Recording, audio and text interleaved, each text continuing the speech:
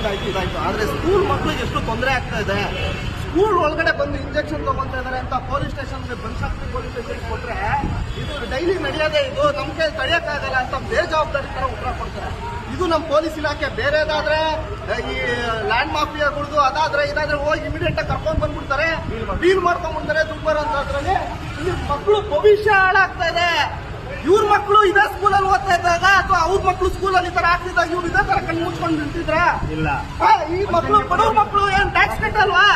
ಇವ್ರ ಸ್ಕೂಲಲ್ಲಿ ಓದೋದ್ ಬೇಡವಾ? ಇವ್ರ IPS ಅಥವಾ ಇವ್ರು ಆಗೋದ್ ಬೇಡವಾ? ಒಳ್ಳೊಳ್ಳೆ ಅಧಿಕಾರಿಗಳಾಗೋದ್ ಬೇಡವಾ? ಇದಕ್ಕೆಲ್ಲ ಯಾರು ಜವಾಬ್ದಾರಿ? ಸ್ಕೂಲ್ ಮಗು ಅಲ್ಲಿ ಯಾವ್ದೋ ಒಂದು ಸಿರೆಂಜ್ ಬಿದ್ದಿರೋದನ್ನ ತಗೊಂಡೋಗಿ ಅದಕ್ಕೇನು ಅಂತ ಗೊತ್ತಿರಲ್ಲ. ಇವಾಗ ಇದೆಲ್ಲ ಅಟ್ಮಾಸ್ಫಿಯರ್ ಜೊತೆಲಿದ್ದಾಗ ಏನಾಗುತ್ತೆ, ಅವ್ರಿಗೂ ಇವಾಗ್ಲಿಂದಾನೆ ಅದನ್ನ ಅಭ್ಯಾಸ ಆಗುವಂತದ್ದು ಅಥವಾ ಅವ್ರ ಮೇಲೆ ದುಷ್ಪರಿಣಾಮ ಬೀರುವಂತದ್ದು. ಈ ನಮ್ಮ ವಿರೋಧ ಮಾತ್ರ ಅಲ್ಲ, ಅಲ್ಲಿ ಇಂಜೆಕ್ಷನ್ ಹಾಕ್ಕೊಳ್ತಾ ಇರೋರು ಅವ್ರ ಹಾಕಿ ದುಡ್ಡು ಖಾಲಿ ಆಗುತ್ತೆ. ಅವಾಗ ಏನ್ ಮಾಡ್ತಾರೆ ಗೊತ್ತಾ, ಅವ್ರೇನ್ ಮಾಡ್ತಾರೆ ಗೊತ್ತಾ, ಇನ್ನೊಬ್ರು ನೀಡಿದ್ದಾರೆ, ಬಾರಪ್ಪ ಕರ್ಕೊಂಡ್ ಬಂದು ನಿನ್ಗೂ ಚೆನ್ನಾಗಿರುತ್ತೆ ಅಂತ ಹೇಳ್ಬಿಟ್ಟು ಅವನ ಹತ್ರ ದುಡ್ಡು ಕಿತ್ಕೊಂಡು ಅವನಿಗೂ ಅದನ್ನ ಅಭ್ಯಾಸ ಆಗಿ ಅವನ ಮೂಲಕ ಮತ್ತೆ ಇನ್ನೂ ಜಾಸ್ತಿ ಮಾಡ್ತಾನೆ. ಪೊಲೀಸ್ ಅವರು ಬೆಳಗ್ಗೆ ಕರ್ಕೊಂಡು ಹೋದ್ರೆ ಒಬ್ಬ ಅದಕ್ಕೆ ಇವ್ರನ್ನ ಎಷ್ಟು ಗಂಟೆಗೆ ವಾಪಸ್ ಬರ್ತಾನೆ ಅವನು? ಏನು ಅರ್ಧ ಗಂಟೆ ವಾಪಸ್ ಬರ್ತಾನೆ. ಇದು ನಮ್ ವ್ಯವಸ್ಥೆ, ಇದು ನಮ್ ಪೊಲೀಸ್ ವ್ಯವಸ್ಥೆ.